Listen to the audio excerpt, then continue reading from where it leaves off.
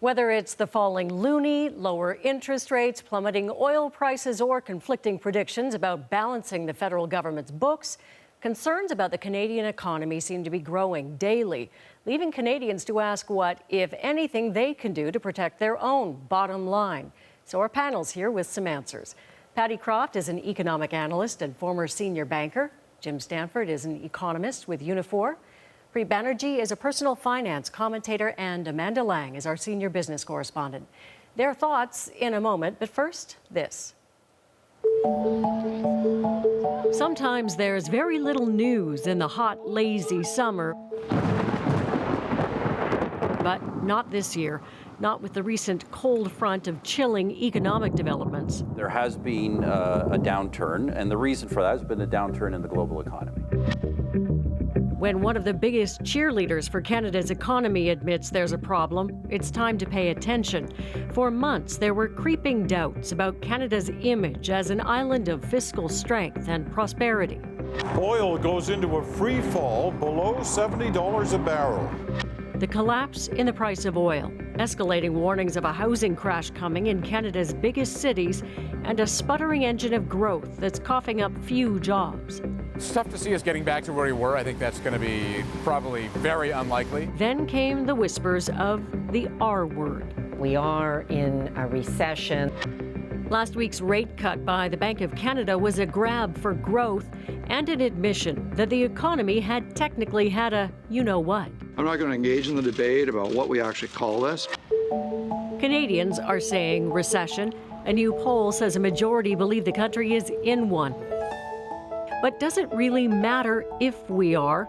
Is it worse if we think we are? And where do we go from here? So let's begin by getting into the debate about whether we are, in fact, in a recession before we discuss whether it matters. But let's start with the yes or no. Preet? Well, yes, if you look at meeting the definition of a technical recession, which is 2 consecutive quarters of contraction. We won't know officially until September 1st. But no, because it's not accompanied with the traditional spike in unemployment. So that's why there's the debate.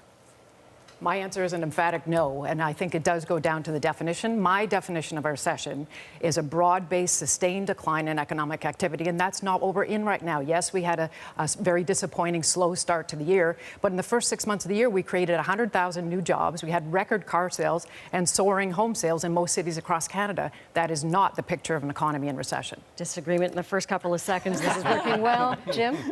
By the traditional definition, if that number is negative on September 1st, we are in a recession. And Patty will be joined by a dozen Conservative cabinet ministers who are also trying to change the definition That's too narrow at this moment in time. And that public opinion poll you mentioned in the setup, Diana, is in a way the worst news, even worse than the GDP news, because if most Canadians think we're in a recession, they're going to respond accordingly, and that can obviously make things worse. Amanda? Yeah, I would say I'm inclined to say we are. It's probably quite mild or shallow, and it's quite regional by nature as well. But I'm in the camp that thinks we're definitely seeing slow growth. So, I mean, picking up on your point, Jim, that if people think they're in a recession, they already change their behaviors. So I guess, you know, the talk, is it academic, Preet, if we're saying whether we are or we aren't, if people believe we're in one anyway? Right, because if you have contraction or anemic growth, but positive, that's still a bad situation to be in. But if you slap the R word onto it, does that change the way people spend their money? And does that then beget a downturn, which then meets everyone's definition of a recession? So, Patty, I mean, if there is debate, and there is debate about whether we're in this recession, because it depends on what kind of metric you use to decide that, if there are those who don't believe we are, where do they sit in this discussion? Well, I think that in terms of the psychology, that is definitely a big issue for Canadians. But to me, this debate, recession or not recession, it's past tense. We're now in the middle of July. Even if we did have 2 consecutive negative quarters, here in the middle of July, what I see is a U.S. economy that's coming on strong. Europe, despite the challenges of Greece, is still growing at 1 to 1.5%. China, in the second quarter, GDP was 7%. So that's a backward-looking discussion to me. I think we need to be forward-looking and see what lies ahead on the horizon, and I'm quite optimistic in that regard. Amanda, you know, as journalists, we're always cautious about using the R word because it feels like it drives the conversation, and maybe it's self-fulfilling when you talk about it. What's your thought on that? So the most interesting piece of data out of that poll today, where most Canadians think we're in recession, was that most Canadians actually think we never came out of recession from 2009. In other words, we can say jobs are okay and certain pieces of data are okay. Canadians don't feel okay, and there's a reason for that. And I think that's what we need to be looking at. So maybe the debate around recession isn't the one to have, but it's, are we seeing the right policies in place for a strong economy is the conversation to be having. And I think a lot of Canadians feel pessimistic about that.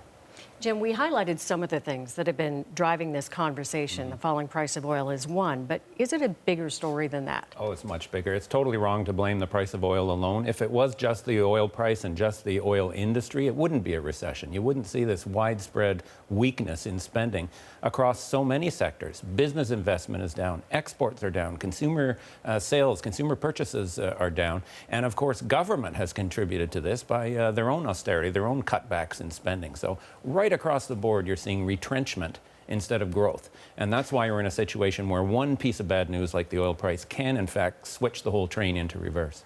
So there's nothing that any of us or any single person at home could do to affect the price of oil. So then when you're looking at your own bottom line, Preet, how do you respond to this in a smart way?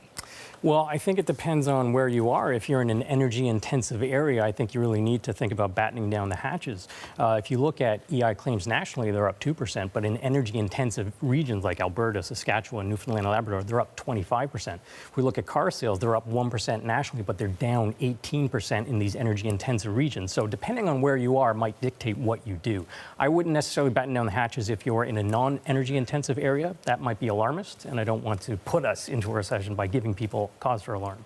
So Patty, let's draw on your experience. What are your thoughts on that? Well, again, it goes back to my point that this is not a broad-based contraction in the economy. What we are seeing in Alberta and Saskatchewan is frightening. Add the drought in, things are likely to get worse. But the Bank of Canada, in their last report, reminded us that 80% of the Canadian economy is growing at a 2% rate. That's not a recession. And as Preet mentioned, if you live in the province of Ontario, for example, in May and June, the unemployment rate in Ontario fell to 6.5%. That's below the national average for the first time in 9 years. A lower Canadian dollar is the best possible tonic for provinces like Ontario. And again, that's where my optimism lies. So Jim, when you've got these sort of conflicting pictures, and it does seem to depend on where you live, how then do you manage that? Do you focus on your mortgage? Do you focus on your savings, your savings for the long term? Well, for an individual household, the really important thing is whether you still have a job or not. The rise in unemployment that accompanies a true widespread downturn is the most damaging aspect of that. It's the thing that causes both macroeconomic distress and personal distress. It destroys families and can damage communities. So keeping an eye on those jobs numbers in the aggregate will be important for us as economists. And for a household, keeping an eye on your own job and, I guess crossing your fingers and hoping that you can keep it will be the crucial indicator of how badly you're hit by the downturn. Amanda, I saw you nodding to this because, clearly on one level it's academic. It's not academic at all if you're the one who's lost your job. 100%. And what I would say is actually in a classic recession, if we think back to previous recessions, job losses are severe. They spike down, and then when there's a recovery, they spike back up. The reason I think people feel a kind of malaise right now is, economists talk about a global secular stagnation, that there will be slow growth for a long time. And to me, that's the message. Look at your own finances and think, if we have low interest rates for a long, long time, that affects your savings, that affects a whole bunch of things that are real world stuff. Is your job secure? Those are questions that are very individual. I don't think this is going to be a classic kind of spike down, spike up situation. I think it's going to be kind of a bump along the bottom feeling. So we talked about, things that we can't influence, the price of oil for one, or things that we can influence at home. But Patty, we see the Bank of Canada trying to influence things, dropping its rates last week, trying to get exports moving, the manufacturing sector moving. Was that the right call? I don't think it was, Diana, but I think they were boxed in because we have the wrong policy mix in Canada. Fiscal policy is too tight. This focus on a balanced budget is wrong in this economic environment. And monetary policy is way too loose. So that cut in interest rates, I think the only benefit there is a weaker Canadian dollar. And I think that's ultimately what's going to drive this economy. But I think in terms of the dollar, we're already seeing today it's at an 11-year low. I think it's going to at least 70 cents. So the Bank of Canada is going to get what it wants in spades, a weaker dollar, which in turn will drive exports, but with a lag.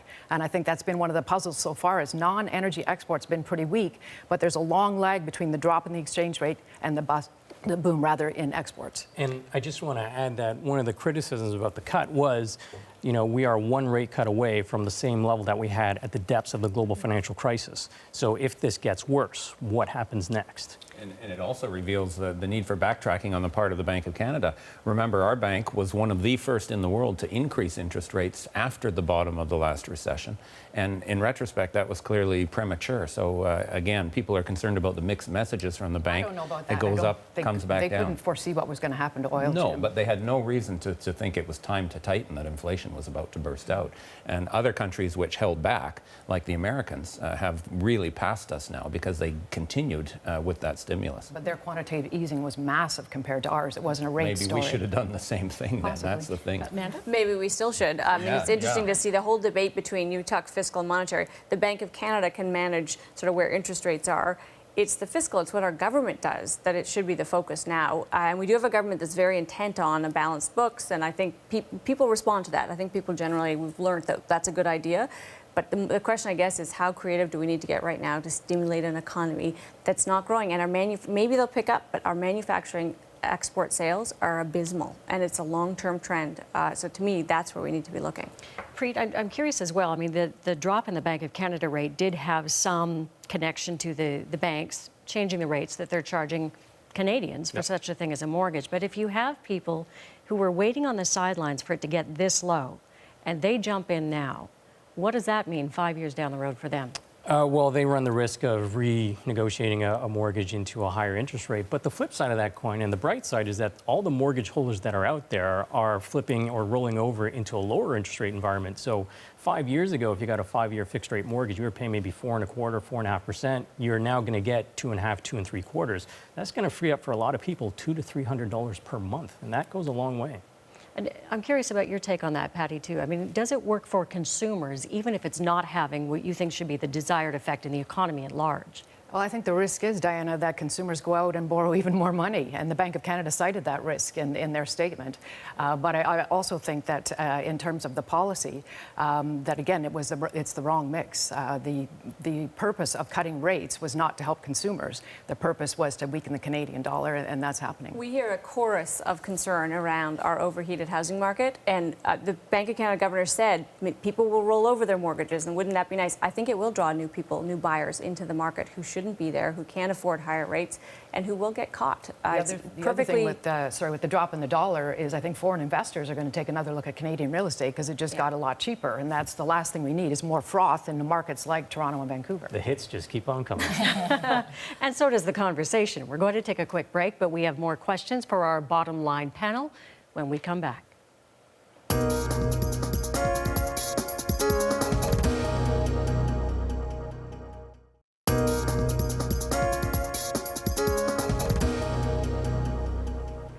And we're back for more from our bottom line panel, Patty Croft, Jim Stanford, Preet Banerjee, and Amanda Lang.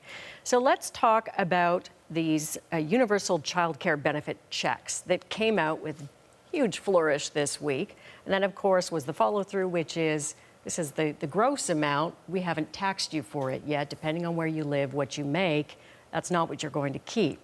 So, Jim, let me ask you first of all, does this work as a kind of stimulus?